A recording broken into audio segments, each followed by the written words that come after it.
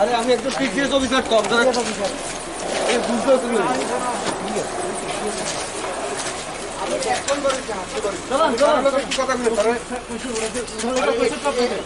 একটু কথা